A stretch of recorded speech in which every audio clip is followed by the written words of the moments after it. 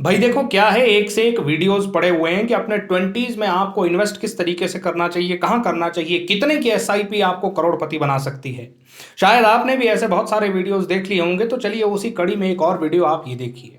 नमस्कार, शंकर एलएलबी के एक और वीडियो में आपका स्वागत है। और भाई आज हम बात करेंगे ट्वेंटीज की इन्वेस्टिंग और कैसे उन अच्छे म्यूचुअल फंड्स को सिलेक्ट करना है जो आपको वाकई में करोड़पति बना सकते हैं। यहां पर मैं किन्हीं फंड्स का नाम नहीं लूंगा, बस तीन छोटे से प्रिंसिपल्स आपको बताऊंगा। अगर आपने उन प्रिंसिपल्स पे काम किया तो गारंटीड आपको 10 से 15 सालों के अंदर बहुत अच्छे रिटर्न्स मिलेंगे। भाई देखिए क्या होता है ना, ट्वेंटीज में ये नेसेसरी नहीं है कि आपने कहां इन्वेस्ट किया है या कितने रुपए का इन्वेस्टमेंट किया है। मतलब कि 500 रुपए से इन्वेस्ट करिए, चाहे 1000 से करिए, चाहे 5000 से करिए, ट्वेंटीज में जरूरी है इन्वेस्ट करना। क्योंकि क्या है कि जो लोग टाइम से इन्वेस्टिंग शुरू करते हैं, थर्टीज में वो बहुत बड़ा बन जाता है, आपको एक आदत हो जाती है। लेकिन अगर ट्वेंटीज में आपको महंगे फोन्स खरीदने की आदत पड़ गई, ईएमआईज की आदत पड़ गई, क्रेडिट कार्ड्स के साइकिल्स में फंसने की आदत पड़ गई, तो यही आपका जो है ना साइकिल 40 तक चला जाएगा। और फिर जब आप 40 के दरमियान में होंगे, तब आप अपने आसपास के उन लोगों को देख करके बहुत परेशान होंगे जिन्होंने टाइम से ही सब कुछ करना शुरू किया था।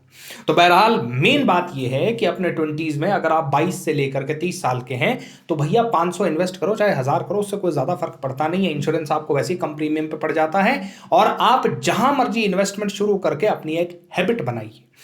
अब आते हैं इस बात पे कि भाई हैबिट तो बनाइए, मगर म्यूचुअल फंड सिलेक्ट कौन सा करना है। देखिए तमाम तरह के म्यूचुअल फंड्स मार्केट में पड़े हुए हैं। इक्विटी म्यूचुअल फंड्स पड़े हुए हैं, डेट फंड्स पड़े हुए हैं, ये फंड पड़े हैं, वो फंड पड़े हैं। जिनके इंटरेस्ट रेट्स कम है वो भी पड़े हैं, जिनके आपके रिटर्न्स ज्यादा हैं वो भी पड़े। आपको कौन सा सिलेक्ट करना है, उसके छोटे छोटे तीन सूत्र हैं जो आज हम आपके साथ डिस्कस करते हैं। भाई देखिए सबसे पहला ये कि ऐसा कोई जो फंड हो जिसने कि मार्केट के दो साइकिल्स देख ली हो। मतलब कि ऊपर और नीचे, जब मार्केट अपने टॉप पे थी और फिर मार्केट क्रैश की, फिर मार्केट टॉप पे गई, फिर क्रैश हुई। कम से कम इतने टाइम के लिए 8 से 10 साल का टाइम लगता है। जो फंड इन दो साइकिल्स को देख चुका हो मिनिमम एवरेज पे, वो आपकी पहली चॉइस होना चाहिए। और एक बात का ध्यान और रखें कि उस फंड का मैनेजर बदला ना हो, वही फंड मैनेजर उन दोनों साइकिल्स में पिछले 8-10 सालों से कंटिन्यू कर रहा होना चाहिए। अगर ऐसा फंड आपको मिलता है तो भैया आंखें बंद करके उसमें एसआईपी करना शुरू कर दीजिए, भले 500 से करते हैं। इसके अलावा एक और चीज पर आपको ध्यान देना है कि उस म्यूचुअल फंड ने बड़े अच्छे मार्जिन से, चाहे छोटे ही मार्जिन से हो, लेकिन इंडेक्स को बीट किया हो, यानी कि सेंसेक्स को बीट किया हो। देखिए भैया अगर सेंसेक्स को कोई भी फंड बीट कर रहा है, चाहे 1% से ही कर रहा है, तो भाई साहब आपका बहुत अच्छा पैसा बनेगा।